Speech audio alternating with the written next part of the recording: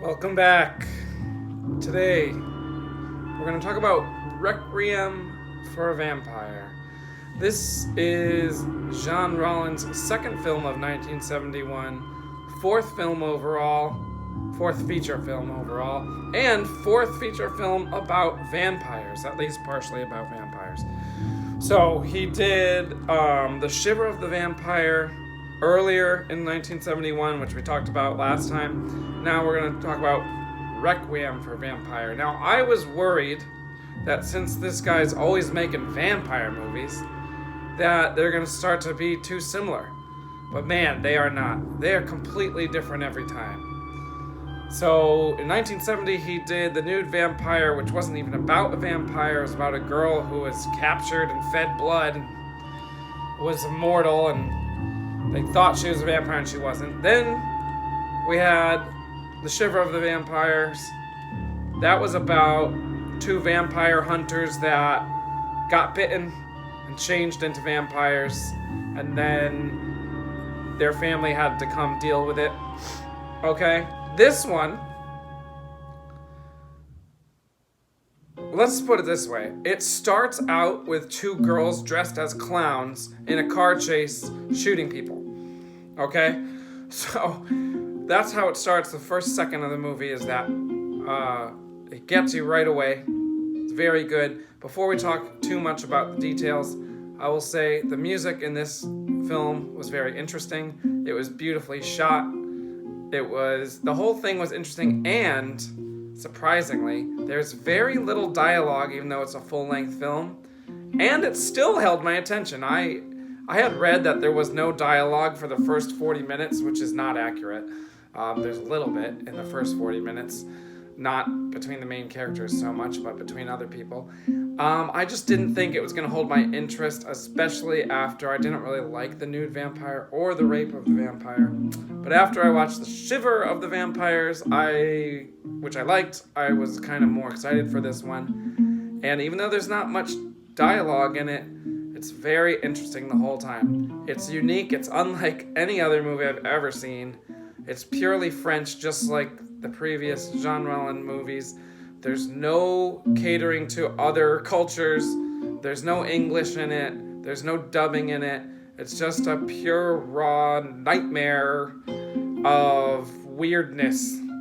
So I give this one an 8 out of 10. I recommend it.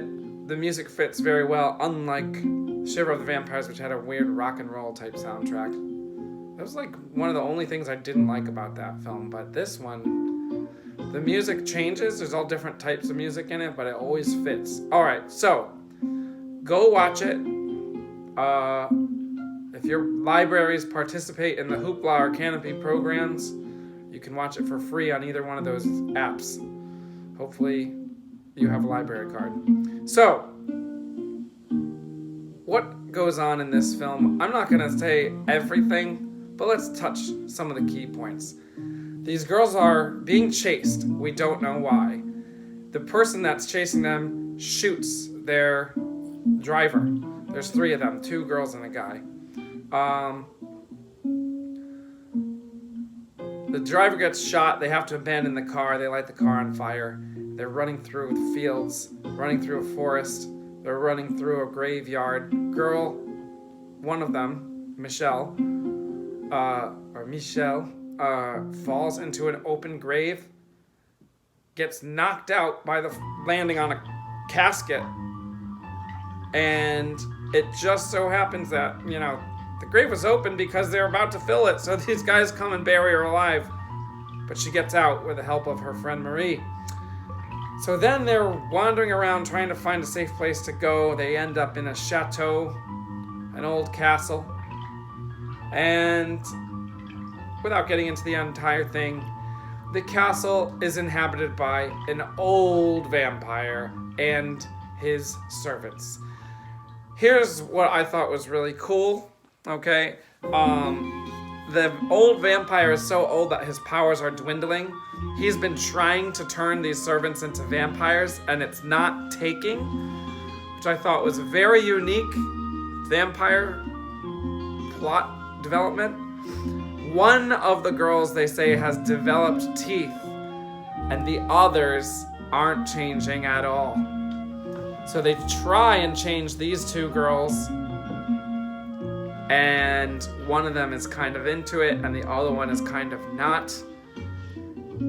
It turns out that they can only be changed if they're virgins, and so the one who's not interested, and they're told they have to go like hunt for people so that all these people can feed, even though they're not really vampires except for the guy and like kind of this other woman. And so when they go and hunt, one of them gets the guy and like brings him back and they feed on him, and the other one has sex with the guy so that she doesn't have to change into a vampire because she won't be a virgin anymore. Also, they're virgins only in the sense that they haven't had sex with men because they are a couple. They have sex with each other, but that doesn't make them not virgins, I guess, because they're not having sex with men. The whole thing is full of sex. There's actually a bunch of rape scenes too because they have women locked up in this dungeon so that the servants can have sex with them, because why not, I guess. The whole thing is very unique. It's interesting because at the same time, movies in the United States and the United Kingdom would not have made this. Like, there's way too much sex in it. It's really raw. And it just wouldn't have gotten past the censors. I don't know the status of censors in France. I don't know if there were any. I don't know if this movie just wasn't submitted to them. I couldn't find any distribution info on the movie until it was released internationally 2 years later in 1973. Here's the poster that they used in France. I assume it was like released in some form, but I couldn't find any info. Actually, don't like the poster. It looks like it's some kind of torture film. It does not capture the vibe of the movie at all. This scene does happen in the film, but like it's out of context. It just makes it look different. Also, it's like this like high contrast black and white just doesn't look good. You saw, hopefully, the other flyers for the other films that John Rollin did before this. They're some of my favorite movie posters I've ever seen, I think. They're like this, like, you know, like hippie-ish 70s type of psychedelic art, whereas this one is, I don't know, it honestly looks like a 2005 torture porn movie, but it's not. I did find this. I'm pretty sure it was released 2 years later in the United States as Caged Virgins, which is not a horrible name, although they're obviously playing on the early 70s women in cages exploitation type thing, which this is not.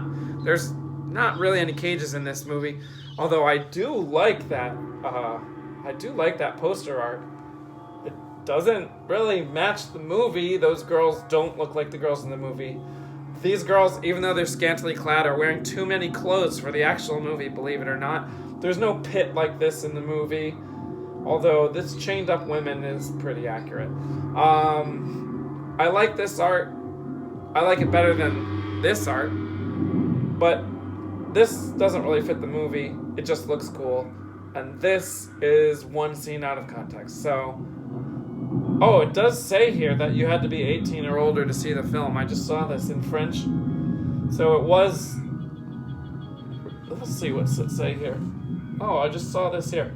Distributed by Films of L'Etoile.